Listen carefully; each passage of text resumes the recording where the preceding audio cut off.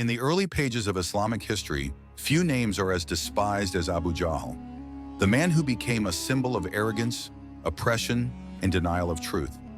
Though once known as a wise leader, his hatred for the Prophet Muhammad, peace be upon him, turned him into one of the fiercest enemies of Islam.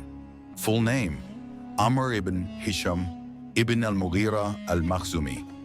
Tribe: Banu Makhzum, one of the most powerful clans in Quraysh. His father Hisham was a nobleman, and Abu Jahl inherited significant social influence.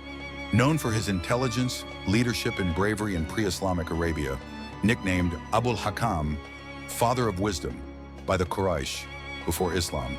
But despite his intellect, he chose arrogance over wisdom. Hence, the Prophet, peace be upon him, renamed him Abu Jahl, the father of ignorance. When Prophet Muhammad first began preaching Tawheed, the oneness of Allah, Abu Jahl immediately felt threatened. He saw Islam as a challenge to his tribal power and societal control.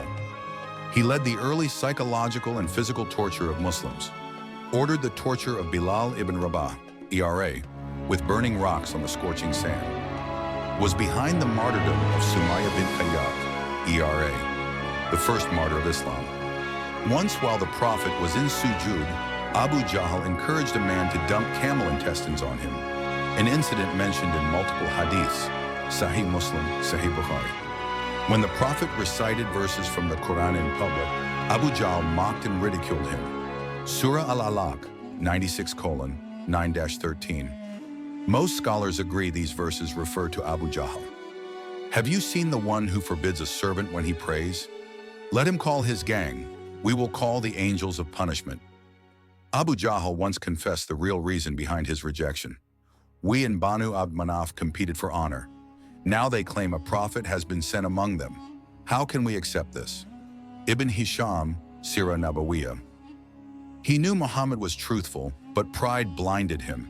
He did not reject Islam because of doubt, but because of ego and tribal rivalry.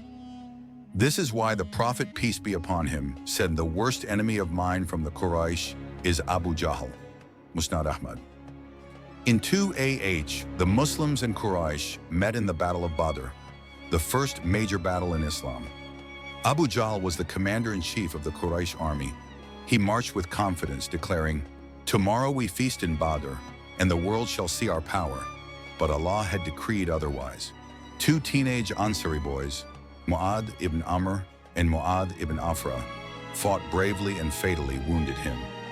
Later, Abdullah ibn Mas'ud, RRA, a poor shepherd whom Abu Jahl used to mock, found him on the battlefield, bleeding and powerless. Ibn Mas'ud placed his foot on Abu Jahl's chest. In arrogance, Abu Jahl said, "You have climbed high, O shepherd, but it's a painful climb." Then he asked, "Tell Muhammad, I die in hatred of him." Ibn Mas'ud then severed his head and brought it to the Prophet, peace be upon him. The Prophet looked at it and said, "This is the Pharaoh of this nation." Sahih al-Bukhari. Abu Jahl had all the qualities of a leader: intelligence, courage, eloquence. But he lacked humility and faith.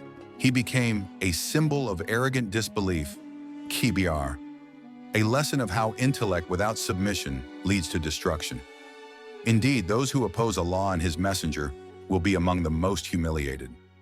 Surah Al-Mujadila, 58:20.